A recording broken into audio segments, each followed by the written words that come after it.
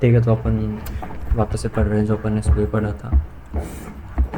यहाँ से अपन जल्दी जल्दी पास्ट में रिविजन कर लेता। भाई मैं अंडर मैं सचुअल मारती का सीता को अरे गैस, थोड़ा सा कम बोलना, थोड़ा सा धीरे बोलना, क्लास से ले रहा हूँ। ठीक। यहाँ पे ठंडी जगह में इसमें फिर आप क्लास तो चालू करो। अब्बा डब्बा चब्बा। अरे अपने से जल्दी है, टॉपर बेटा है साथ। So today we'll study about vulnerability assessment. We have deeply assessment. ये कौन सा फेज है? ये एनिमेशन के बाद में आता है। इसके अंदर अपन क्या करते हैं बताओ अजय? वल्नरेबिलिटी असेसमेंट वल्नरेबिलिटीज़ को डिटेक्ट करते इवेल्युएट करते हैं, इवेल्युएट करते हैं कि उन्हें कौन सी वल्नरेबिलिटी ज़्यादा रिस्की है। ये सारे काम में वो एक प्रायोरिटी सेट करते हैं उनके पहले, फिर उसके बाद में जो प्रायोरिटी जिसकी ज़्यादा है उसके ऊपर ज़्यादा। Yes, so vulnerability assessment is basically a systematic process, as you can see here, and that is used to identify, evaluate and report on security weaknesses. Means इसके अंदर अपन क्या करेंगे, स्कैनिंग की तरह हमने स्कैन कर लिया किसी सिस्टम को, नेटवर्क को, जिसके ऊपर अपन को पता चला which ports are open, which services are running online port. इसके बाद में अपन ने उसके वर्जन चेक किए एंड अपन को पता चला अगर कोई वल्नरेबिलिटी है, then in this process we will identify it, then we will evaluate and then we will prioritize it. Prioritize कैसे करेंगे कि अगर उसकी सीवियरनेस ज़्यादा है तो उसको हाई प्रायोरिटी पे रखेंगे ताकि वो चीज़ जल्दी से जल्दी फिक्स हो, राइट। सो वही अपन देखते हैं वल्नरेबिलिटी असेसमेंट में। सो ये नॉर्मल इसकी डेफिनेशन हो गई। इसके बाद में कि why are vulnerability assessments important. ये इंपॉर्टेंट क्या, ये अपन फास्ट कर रहे हैं क्योंकि अपन ने सुबह पढ़ा था। सो वल्नरेबिलिटी असेसमेंट इंपॉर्टेंट क्यों, ये देखते हैं। As IT system grows more complex, organisation face an expanding network infrastructure and provides data, web applications, wireless networks, cloud based resources. So in this जैसे जैसे टाइम बढ़ रहा है वैसे वैसे अपना IT को इंफ्रास्ट्रक्चर कॉम्प्लेक्स हो रहा है। तो कैसे हो रहा है नीतीश,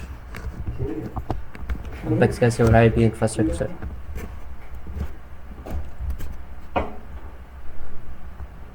वो बताओ। IT इंफ्रास्ट्रक्चर कॉम्प्लेक्स ऐसे है कि इतने IT सेक्टर में जितना डेवलप है करेंगे ज़्यादा डेटा, ये डेटा सेंटर्स में डेटा सेंटर एरिया है कि मेरा हो रहा है सब के अंदर ही डिवाइसेस सारी में हैकिंग के चांसेस ज़्यादा हैं। इतनी सिक्योरिटी है, इतने ही ज़्यादा खतरे हैं। नेटवर्क अपना बढ़ता जा रहा है तो कॉम्प्लेक्स भी हो रहा है। कैसे, जैसे जैसे कॉम्प्लेक्स होता जा रहा है वैसे वैसे ऑर्गेनाइजेशन फेस कर रही है इंफ्रास्ट्रक्चर के अंदर वल्नरेबिलिटीज़ भी। अब कैसे फेस कर रही है, अगर एक ऑर्गेनाइजेशन है वो फटी हो रही है तो जाहिर सी बात है उसके अंदर ज़्यादा नेटवर्क्स होंगे, नेटवर्क्स के अंदर ज़्यादा डिवाइसेस होंगे। हर एक डिवाइस पे हो सकता है कोई पोर्ट हो, एक्स्ट्रा पोर्ट हो, और उसके ऊपर हो सकता है कोई सर्विस ऐसी इंस्टॉल हो जो कि वल्नरेबल हो। So that makes that organisation vulnerable and जैसे ग्रो हो रहा है वैसे कॉम्प्लेक्स भी हो रहा है, वल्नरेबिलिटीज़ भी आती जा रही है। यही क्या करता है, ये अटैक सरफेस को वाइड कर देता है। अब तुम्हें पता है अटैक सरफेस क्या होता है, राइट? क्या होता है अटैक सरफेस? अटैक सरफेस में बेसिकली ऐसा सरफेस बोल सकते हो जिस पे तू टेस्ट कर लो। जैसे कि अगर मान लो कि तुम्हें एंड पॉइंट्स मिल गए तो एक तरीके की वो अटैक सरफेस होगी तुम्हारी। On that you can test कि what vulnerabilities are present in that laptop या फिर फ़ोन से एंड पॉइंट तुम्हें मिल गया, ये भी एक अटैक सरफेस हो गया। देन कोई तुम्हें सर्वर मिल गया, वो भी एक पोटेंशियल अटैक सरफेस हो गया तुम्हारा, राइट? जो कि क्या करता है, it offers more opportunities for hackers and cyber criminals to discover the entry points. And एक बार एंट्री लेने के बाद में दे कैन प्लांट कुछ भी कर सकते हैं। They can plant trojans, viruses, they can have advance persistent threat, कुछ भी कर सकते हैं। इन्फिल्ट्रेट करें, ऐसा को इन्फिल्ट्रेट करें, कुछ भी करें, दैट डिपेंड्स ऑन दैट।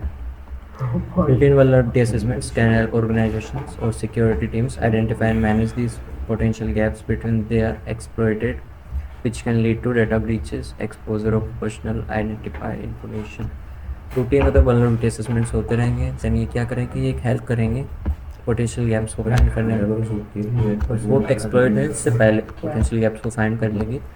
ये क्या करेगा, फिर ये बचा लेगा तुम्हें डाटा ब्रीचेस से और एक्सपोजर से, पर्सनल आइडेंटिफाई इन्फॉर्मेशन, राइट? इन सब से बचा लेगा अगर इन 3 वल्नरेबिलिटी असेसमेंट्स चलते रहेंगे। So the consequence to go beyond stolen data in 2025, the global average cost of data breach reached 4.44 million, 4.45 million या 4.44 मिलियन के लगभग पैसे खर्च हो गए थे या फिर इतने का लॉस हुआ था बिकॉज ऑफ डाटा ब्रीचेस। कितना ज़्यादा डाटा ब्रीच हुआ है उसके अंदर। By proactively accessing system of software vulnerabilities in the security risk organisation can align with compliance standards. अब इसके अंदर ये बता रखा है कि डाटा ब्रीचेस से इतना ज़्यादा लॉस हुआ है और कंप्लायंस और कुछ लॉज होते हैं जो गवर्नमेंट निकालती है हर एक ऑर्गेनाइजेशन के लिए। अपने फर्स्ट मॉड्यूल के अंदर पढ़ाते हैं इंफॉर्मेशन सिक्योरिटी वाले में दूसरा था। हाँ, इंफॉर्मेशन सिक्योरिटी में पड़ेगा। हाँ, जिसमें लॉज थे हिप्पा जीडी गाइडलाइंस GDPR वगैरह Copa.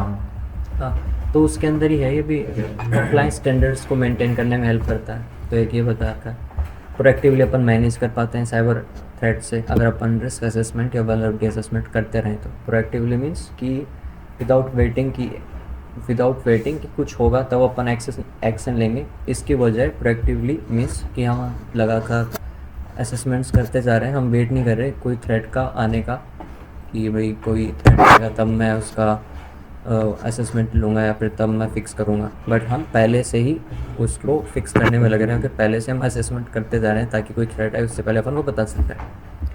It enables us to go, it enable faster remediation and mitigation. Definitely if we will know कि अगर अपन डेली वल्नरेबिलिटी असेसमेंट करते रहे हैं then we will know कि what kind of क्या जो चीज़ें हैं वो वल्नरेबल हो सकती हैं एंड इन सब चीज़ों से अपन फास्टर रेमिडिएशन और मिटिगेशन प्लान बना पाएंगे जिससे फास्ट अपना वो हो जाएगा, सॉल्यूशन हो जाएगा, लॉस नहीं हुआ इतना ऑर्गेनाइजेशन का।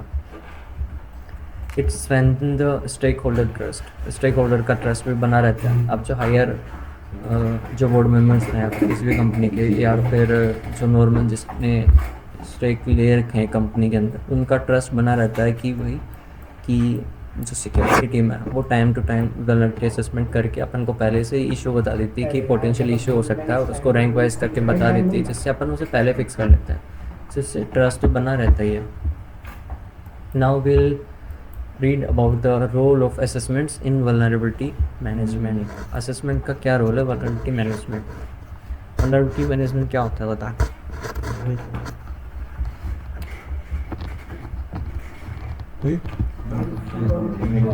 तुम ही बताओ नीतीश बताओ। वल्नरेबिलिटी मैनेजमेंट का एक तुम्हें बताओ। आज हम लोग क्या अरे की कॉल हो रही है पक्का। देख क्या वल्नरेबिलिटी मैनेजमेंट इस तरह से टीम की तरह होता है। मतलब कि अगर कोई सेट वगैरह है, वल्नरेबिलिटी आ रही है कुछ भी तो उसको पहले से उसकी स्ट्रेटजीज़ बनाना, उसके ऊपर कैसे क्या काम करना है, कैसे किस चीज़ को पहले करना, वैसे सब एक तरह से जो है साइबर टीम होती है वो IT सेक्टर के साथ पे मिलके काम करती है ना, तो वो वाला ही काम। अच्छा, एक स्ट्रेटजी बनाने में रेंज हाँ वल्नरेबिलिटी मैनेजमेंट के अंदर ये सब चीज़ें जैसे तुम बोल रहे हो वो भी ले सकते हो। और किसी के अंदर असेसमेंट क्या हेल्प करते हैं हम तो सीधी अपन जानेंगे। वल्नरेबिलिटी मैनेजमेंट के अंदर मीन्स वी विल मैनेज कि कोई वल्नरेबिलिटी है तो उसको अपन कैसे मैनेज करेंगे, रेमेडिएशन कैसे करेंगे, उसमें मिटिगेशन कैसे होगा। असेसमेंट्स का उसमें ये रोल है कि असेसमेंट के थ्रू अपन को पता चल जाता है कि ये पोटेंशियल वल्नरेबिलिटी है और उसको अपन सीवियरनेस उसके हिसाब से उसके अपन रैंक वाइज वो कर देते हैं, लिस्ट कर देते हैं, जिससे असेसमेंट की वजह से अपन को ये जो वल्नरेबिलिटी असेसमेंट और मैनेजमेंट है इसमें काफ़ी हेल्प मिलती है। अब कैसे मिलती है? Vulnerability assessment are typically the first step in the broader management strategy by identifying misconfigurations, outdated systems and insecure access points. Vulnerability assessments lay the foundation of a stronger security position. Stronger security position का ये क्या करते हैं, help करते हैं कैसे? Because if we'll do assessments then we'll know what are the misconfigurations in the system. अगर misconfiguration कोई सिस्टम के अंदर है तो हम उसे हार्डन करके उसे फिक्स कर पाएंगे। आउटडेटेड सिस्टम्स का पता चलेगा और इनसिक्योर एक्सेस पॉइंट्स का पता चलेगा। ये जो मिसकन्फिगरेशन, हार्डन मिसकन्फिगरेशन का तुम्हें तो पढ़ा था कल सर? मैंने बोला काउंटर मेजर्स में तो था ये, ऐसे पढ़ा था काउंटर मेजर्स। कल अपन ने काउंटर मेजर्स पढ़े थे, उसमें तो था सिक्योरिटी हार्डनिंग का, मिसकन्फिगरेशन हार्डनिंग का, जिसके अंदर जो अपनी कॉन्फ़िगरेशन हार्डनिंग कर जाएगा उसमें, जो डिफ़ॉल्ट कॉन्फ़िगरेशंस है उन वो कॉन्फ़िगरेशंस को बदलने ये विकास होता रहता है, वो सब बताता हूँ चीज़ का। हाँ, ये मिसकॉन्फ़िगरेशन आपको नहीं डालनी चाहिए इसमें। तो अभी कुछ typical vulnerability management life cycle है जिसके अंदर कुछ फॉलोइंग स्टेजेस होते हैं, उनमें काफ़ी ईजी हैं। कौन बता रहा है मेरे को? तुम बताओ दो मुकेश, क्यों सर? स्टेजेस बताओ मेरे को वल्नरेबिलिटी असेसमेंट के।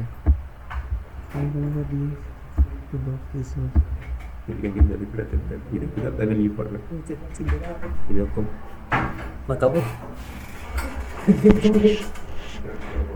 Discovery and vulnerability assessment and vulnerability analysis and prioritisation. अब इसका मतलब क्या हुआ?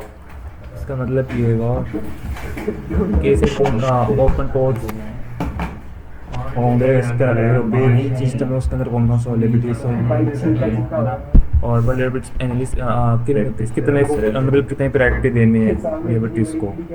अच्छा, देखो फर्स्ट के अंदर विल डिस्कवर कि कौन सी वल्नरेबिलिटी है। देखो अगर तुम देखोगे the process begin with identifying the IT assets such as the workstations or the endpoints. Now endpoints can be any server, any laptop, any device, कोई बोल सकता है नेटवर्क में। तो अपन वो चेक करेंगे, पहले तो एसेट्स चेक करेंगे और उसके बाद में विल चेक, उनको मैप आउट करने के बाद में ऑटोमेटेड टूल्स आते हैं जिसके अंदर टेम्पलेट्स होते हैं ऑलरेडी वल्नरेबिलिटी को चेक करने के लिए। उनके ज़रिए अपन को पता चल जाएगा, डिस्कवरी हो जाएगी उसकी, अगर उसमें कुछ होगा तो या फिर मैनुअली भी कर सकते हैं। ठीक, फिर अपन वल्नरेबिलिटी को एनालाइज करेंगे। If we got to know कि ये वल्नरेबिलिटी है इसमें या फिर ये ओपन सोर्स है या फिर इसका वर्जन वल्नरेबल था, देन विल डू सम ऑसिंट उसके ऊपर इंटेलिजेंस करेंगे, चेक करेंगे, उसकी इन्फॉर्मेशन फाइंड करेंगे एंड उसके बाद में उसको प्रायोरिटाइजेशन का मतलब होता है कि प्रायोरिटी से विल सी कि कोई अगर वल्नरेबल है तो उसकी जो प्रायोरिटी है ये कहाँ पे रखनी है। पानी से फिर उसमें अजीब सा टेस्ट आता है पानी में। पानी बहुत तो सभी शुद्ध टेस्ट होता है यार, देर लेंगे हम बनते कोई देर नहीं, पानी तो पानी पिलाएंगे जो पानी पिला दो पैसे देखना, 2 बार चुपते मार मैंने तो नहीं अब आ गया ना, नहीं वो सुने भैया ही नहीं है सही नहीं। तो तुमने एचआर में वो बोला था, वो बोल रहे हैं कि नीचे रखते फर्स्ट फ्लोर पे, तो मेरे में तो इतनी हिम्मत नहीं है, मेरे से तो बकेट भी नहीं होती। तो मैंने बोला मैंने लगा आपको तो हम नहीं बोल रहे पानी खाने का, लेके आने का। मैं तो ये तो वो बोल रहे थे तो फर्स्ट फ्लोर पे थे और वहाँ से लेके आ सकते हैं। जाओगे ना अगर जा अब मैं दूर नहीं जाएगा, पानी पीना है तो करना पड़ेगा। कुछ देख के तू बात है, मेरे को देख के ऐसे क्लिक हो जाता कि यार नाउ तो बताओ अर्जुन, फर्स्ट ऊपर गेट के वहाँ पढ़ना पड़ेगा, उसका क्या मतलब है? पढ़े मत पढ़े तो देखने ना क्या जाओ वो ने डिस्कवरी एंड वल्नरेबिलिटी उसमें वही वल्नरेबिलिटी को ढूंढना, डिस्कवरी और उसको एसेस वल्नरेबिलिटी को उसको मतलब ये अवेलेबिलिटी है, उसके बाद ही वल्नरेबिलिटी को एनालाइज करना है कौन सी वाली ज़्यादा प्रॉब्लमेटिक है, कौन सी वाली किस सेफ्टी मैसेज आप देंगे या फिर किसके नहीं, और फिर उनको प्रायोरिटाइज करना कि हाँ इसको सॉल्व करेंगे फिर बहुत ज़्यादा रिस्क है, मिटिगेशन रिस्क वगैरह हम सबको करेंगे। राइट एंड नेक्स्ट वन बताओ रितीश, रिसोल्यूशन का। सर 2 बताए थे ना, मैंने बताया दिया। तुमने बताया ही नहीं को तो 2 बताया था तुम बताओ। चलो इसके इजी से बताओ, वल्नरेबिलिटी रिसोल्यूशन एंड वेरिफिकेशन। समझ भी नहीं है, वेरिफिकेशन तो आ गया, वल्नरेबिलिटी रिसोल्यूशन, वेरिफिकेशन, मॉनिटरिंग बताओ। वेरिफिकेशन मॉनिटरिंग तो होती है। रिसोल्यूशन के अंदर क्या होगा, अपन ने मान लिया रिजॉल्व कर लिया, उसे फिक्स कर लिया, फिर उसकी वेरिफिकेशन होंगी। वेरिफिकेशन होगी, उसको मॉनिटर होगा कि हाँ ये वल्नरेबिलिटी अभी भी डिवाइस के अंदर है या नहीं है। हाँ, और फिर उसके बाद में उसकी कंप्लीट रिपोर्ट बनेगी कि हाँ भाई इस टूल की मदद से ये जो वल्नरेबिलिटी डिटेक्ट हुई है, इसके ये सेफ्टी मेजर्स है, इसके ये फ्लैग्स हैं, और उसकी कंप्लीट रिपोर्ट बना के अथॉरिटीज़ को दी जाएगी। सो ये नॉर्मल स्टेजेस थे जो हमने भी देखे। नाउ टाइप्स भी देख लेते हैं कि what are the types of vulnerability assessments. ये पढ़ा इसको वहाँ पे फॉर्म लेने ये नहीं पढ़ा था ना, यहाँ तक ही पढ़ा था, ऊपर तक ही। और मुझे वो So the types of vulnerability assessments. There are several types of vulnerability assessments that vary based on the focus of evaluation. It basically क्या है वो, मतलब ये डिपेंड करता है कि किसके ऊपर अपन इवेल्युएट कर रहे हैं। बस take an example that we are checking network. So network-based vulnerability assessment bases the network security by scanning the internal and external network infrastructure for security weakness. Common vulnerabilities include open port, insecure protocols, and exposed endpoints that is what we exactly do in the scanning. इस scanning के अंदर अपन network को scan करते हैं जिससे अपन को पता चल जाए ओपन पोर्ट्स कौन से हैं और सिक्योर प्रोटोकॉल्स कौन से और एक्सपोज एंडपॉइंट्स कौन से हैं. देन होस्ट बेस्ड के अंदर क्या होता है कि we focus on the individual systems such as workstation operating systems. This method can detect software vulnerabilities, unauthorized application and misconfiguration that may bypass the perimeter defenses. Now host base के अंदर particular हम एक host को target करेंगे. जैसे let's take an example, हमने network scan किया जिसके अंदर अपन को काफ़ी सारे होस्ट मिलते हैं. मान लेते हैं कि विंडोज़ का होस्ट है तो तुम उसके ऊपर चेक करोगे उसके जो विंडोज़ की वल्नरेबिलिटी क्या क्या हो सकती हैं उसके रिलेटेड जो टेम्पलेट्स आते हैं वही तुम NSC के ऊपर एंड सर्च इंजन के ऊपर वही स्क्रिप्ट सिलेक्ट करोगे एंड उसी दोस्त को ध्यान में रखते हुए सारे अटैक्स या फिर सारे स्कैनिंग उसके रिलेटेड करोगे ताकि तुम्हें ओनली उस होस्ट के रिलेटेड इन्फॉर्मेशन मिले. ठीक है. Automation scan, so you can do automation scan. There are automation application. अरे यार एप्लीकेशन स्कैन मेरे को ऑटोमेशन दिखता. एप्लीकेशन स्कैन नंबर बढ़ाओ. नंबर नहीं ज़्यादा पढ़ने लगते हैं ना तो ऐसे वर्ड दिखते लगे यार. एक और क्लास के वर्ड यहाँ पे दिखते हैं. फिर यहाँ पे मैं पढ़ता ही नहीं फिर भी मेरे को फेल ही करा. ठीक है. तो application scan we'll examine the web applications for vulnerabilities such as broken authentication mechanism, XSS, SQL injection. So it is all about the OWASP and जिसके अंदर जो भी vulnerability आती है. So क्या है SQL इंजेक्शन ये होता है. SQL injection के अंदर we'll try to basically इसके बारे में से टॉपिक भी है क्या ऐसे? आगे आएंगे. इसके अंदर ये होता है कि SQL इंजेक्शन में हम क्या करते हैं स्ट्रक्चर्ड क्वेरी लैंग्वेज होती है जो हेल्प करती है आपके डेटाबेस को मैनेज करने में, अपलोड करने में, फाइल्स डिलीट करने में, CRUD ऑपरेशन परफॉर्म करने में. इसके अंदर अपन क्या करते हैं हम फाइंड करने का ट्राई करते हैं मतलब कि एक एप्लीकेशन है उसके अंदर अगर अपन SQL की पैरामीटर्स की SQL की जो भी क्वेरीज डाल रहे हैं अगर वो उसके डेटाबेस के अंदर एक्सेप्ट हो जाती है मतलब सीधे अगर वो रन हो रही है तो डेटाबेस को क्वेरी भेज रही है अगर वो वल्नरेबल है तो वो भेजेगी क्वेरी. तो इसका मतलब है कि SQL से इंजेक्शन से वल्नरेबल है. अब SQL इंजेक्शन से वल्नरेबल होगी तो अपन उससे कुछ भी काम करवा सकते हैं बेसिकली क्योंकि स्ट्रक्चर्ड क्वेरी लैंग्वेज इसका यूज़ ही मैनेज करने के लिए किया जाता है डेटाबेसेस को. तो अपन चाहे तो डेटाबेस डंप कर सकते हैं, कोई भी यूजर्स को फाइंड कर सकते हैं, उसके पासवर्ड्स डंप करवा सकते हैं टेबल से.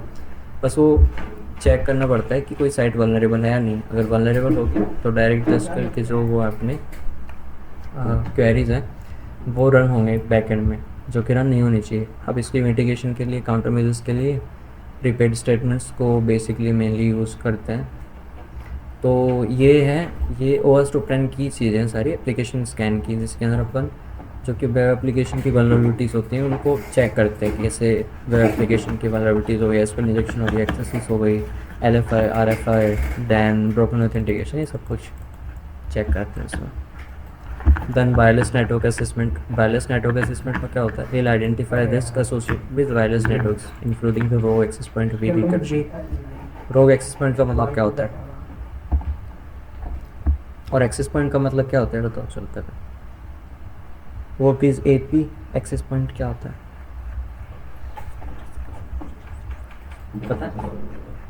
एक्सेस पॉइंट इसमें जहाँ से एंट्री मांगती को एक्सेस पॉइंट इंट दे देता हूँ मतलब एंट्री पॉइंट बोल सकते हैं एक तरीके से लेकिन वो अलग सेंस में है. मैं नेटवर्किंग की बात कर रहा हूँ. वायरलेस नेटवर्किंग में एक्सेस पॉइंट क्या होता है जिसमें नेटवर्किंग सही है वो से पूछेंगे. एक्सेस पॉइंट क्या होता है? नेटवर्किंग एंड सर्विस करने का नॉइज होता है फोटो. हाँ मतलब नेटवर्किंग डिवाइस स्टार्ट करने के लिए अपन एक्सेस पॉइंट बना सकते हैं. जैसे कि अगर यहाँ पे तुम हॉटस्पॉट बना रहे हो तो तुमने एक एक्सेस पॉइंट क्रिएट किया. भाई उनसे तो पूछ दे वो इससे बोल रहा है सामने आ रहा है. तो एक्सेस पॉइंट क्या होता है जिसके अंदर अपन एक तरीके से तुमने हॉटस्पॉट ऑन किया तो उसमें नाम आता है. तो एक तरीके से एक्सेस पॉइंट होता है जिसके थ्रू नेटवर्क आएगा और जिसके साथ में कनेक्ट होके तो इंटरनेट वगैरह ये सब कनेक्शन जो है क्रिएट करके एक्सेस रोग। तो बेसिकली रोग एक्सेस पॉइंट का मतलब है कि बोगस या फिर फेक तुम एक्सेस पॉइंट क्रिएट करते हो नेटवर्क के अंदर, या फिर फेक कोई होस्ट कोड का नाम या फिर वाईफाई का नेम रखते हो खुद के नाम से, जैसे कि वो जो बताया था आपने वाईफाई की जैसा ही डमी नेटवर्क बनाना। Evil twin. तो इविल पिन में ये होता है रोग एक्सेस पॉइंट क्रिएट करते हैं।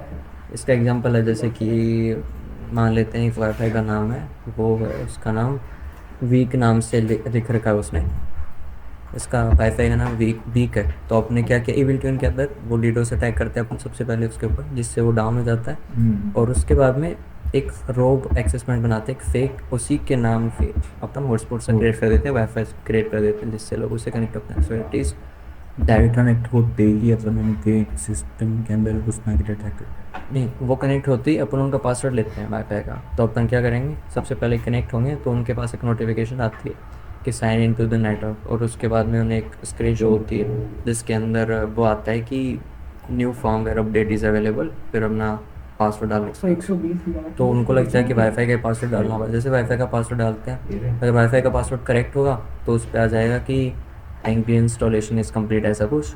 अगर रॉन्ग हुआ तो रॉन्ग वो बताता रहेगा। अब तुम ये बोलोगे तो पता कैसे चलेगा कि राइट है या फिर रॉन्ग है, तो उसके लिए पहले हैंडशेक कैप्चर होता है वाईफाई का, तो उससे फिर वो मैच करता है। वो अपन आगे देखेंगे आगे के मॉड्यूल्स में।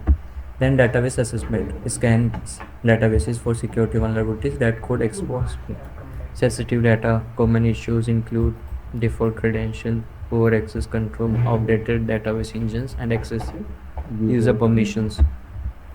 सो ये क्या है, ये डेटाबेस असेसमेंट है। ये वो सारे के सारे वल्नरेबिलिटी असेसमेंट्स के पार्ट थे जो अपन ने अभी देखे। नेटवर्क बेस्ड वल्नरेबिलिटी असेसमेंट होता है, host based application scan, wireless network assessment, database assessment. इतना बाकी अभी तो स्टार्ट किया था।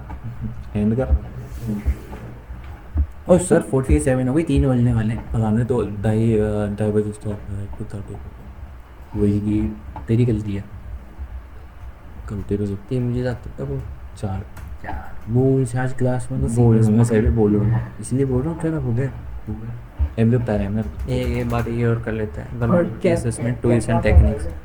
What are the tools? What are the techniques that we use for vulnerability assessment? So effective vulnerability assessment use a combination of automated tools, threat intelligence, and humor analysis.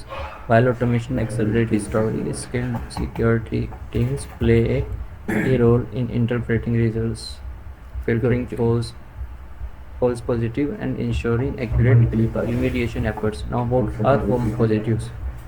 Any idea? False positive क्या होती है sir? False positive क्या होता है? Filtering false positive, उसका मतलब क्या है?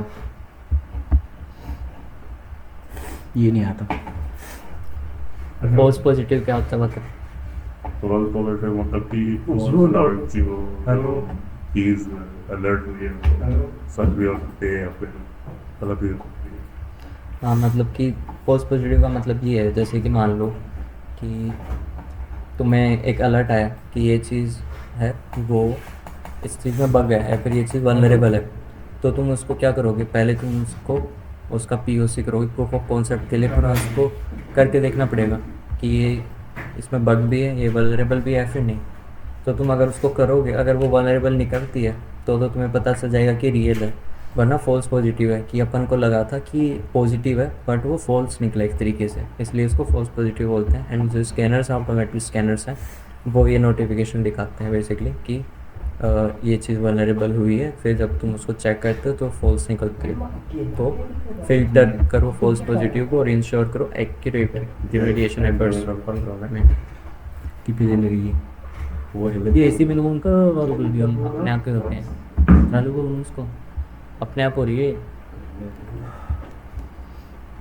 At the core of most assessments are vulnerable scanners, tools that evaluate systems for vulnerabilities. Scanning tools pull data from updated vulnerability databases. They also use techniques like behavior analysis, configuration checks, reactive across endpoints, apps, and operating system network infrastructure. इसमें बताया scanning tools हैं वो data पुल करते हैं updated vulnerability databases से। वो techniques का use करता है जैसे बिहेवियर एनालिसिस और कॉन्फ़िगरेशन चेक्स, ताकि वो डिटेक्ट कर सकें इश्यूज़ एंड पॉइंट्स के अक्रॉस में। और ऐप्स और ऑपरेटिंग सिस्टम और नेटवर्क इंफ्रास्ट्रक्चर के इश्यूज को डिटेक्ट कर सके इसलिए। सब्सक्रिप्शन वाइडली यूज टूल्स और प्लेटफॉर्म्स इंक्लूड हैं जैसे कि patch management tools. Patch management tools से क्या पता चल गया कि जो भी वल्नरेबिलिटीज मिले वल्नरेबिलिटीज इसमें के अंदर पैचिंग कैसे होगी, कि तो फिक्स कैसे हो रहा है, मिटिगेट कैसे हो रहा है, उसमें मिटिगेशन कैसे हो रहा है। Use to automate remediation, patch management tools apply updates और security patches across distributed system. ये ऑटोमेटिकली क्या अप्लाई करते हैं अपडेट्स को। When integrated with vulnerability assessment tools and SRT discovery platforms, they help ensure that high risk systems are addressed cost based on ये हानि की bookie मोह जी, मेरे को पानी वाली वापस से मीटिंग से पानी का। Then application testing framework, ये वेब एप्लीकेशन के लिए डिज़ाइन हुई थी। ये टूल्स जो सिमुलेट करते हैं अटैक्स को सच ऐसे SQL injection axes to uncover executable flows, manual authentication testing, session validation and configuration checks। ये बता रखा है कि एप्लीकेशन टेस्टिंग अगर मैं ज्वाइन नहीं फ्रेमवर्क एप्लीकेशन टेस्टिंग फ्रेमवर्क्स हैं वो बनाई गई हैं ताकि वो वेब एप्लीकेशन और ये जो SQL इंजेक्शन एक्सेसेस हैं ऐसे टूल्स को, मतलब ऐसे जो अटैक्स को सिमुलेट कर सकें ताकि अपन को पता चल जाए। तो थ्रेट इंटेलिजेंस प्लेटफॉर्म्स, तो थ्रेट इंटेलिजेंस प्लेटफॉर्म्स क्या प्रोवाइड करते हैं valuable context and connecting identified vulnerabilities with active exploits that are used by threat actors and phishing campaigns. तो ऐसे प्लेटफॉर्म्स जो कि वैल्यूबल कॉन्टेक्स्ट प्रोवाइड करते हैं bye connecting identified vulnerabilities with active experts ताकि वो पता लगा सब क्या हुआ। आर यू गेटिंग और वो लोग दोनों सर ओपन सोर्स यूटिलिटीज़ में लाइट वेट एंड कस्टमाइजेबल जो कि फ्लेक्सिबली स्पेशलाइज स्कैन करते हैं, डीपर वल्नरेबिलिटी एनालिसिस करते हैं, कस्टम इंटीग्रेशन से चेक करो। वाइली कॉस्ट इफेक्टिव होती है लेकिन इनको मैनुअल एफर्ट्स की भी काफ़ी रिक्वायरमेंट होती है क्योंकि ये ओपन सोर्स है। तो ये कॉस्ट इफेक्टिव तो डेफिनेटली होंगे बट इसके अंदर तुम्हें सब कुछ खुद से करना पड़ेगा मैनुअली, सब कुछ इसको कॉन्फ़िगर करो, मेंटेन करो, राइट। सो ये कुछ टूल्स एंड टेक्निक्स जो अपन ने पढ़े वल्नरेबिलिटी असेसमेंट्स के बारे में। फिर अपन ने पढ़ा था कि वल्नरेबिलिटी असेसमेंट के टाइप कौन से होते हैं, कल होगा पढ़ के आना। फिर अपन ने पढ़ा था कि वल्नरेबिलिटी गोल क्या होता है वल्नरेबिलिटी और असेसमेंट का वल्नरेबिलिटी मैनेजमेंट में, जिसके अंदर अपन ने लाइफ साइकिल पढ़ी थी वल्नरेबिलिटी मैनेजमेंट की। फिर कुछ 5 स्टेप्स थे और उससे पहले अपन ने पढ़ा था कि वल्नरेबिलिटी असेसमेंट्स इंपॉर्टेंट तो होते हैं, उससे पहले पढ़ा था वल्नरेबिलिटी असेसमेंट क्या होती है, राइट। आओ ना एक जगह पे ये अच्छे से पढ़ के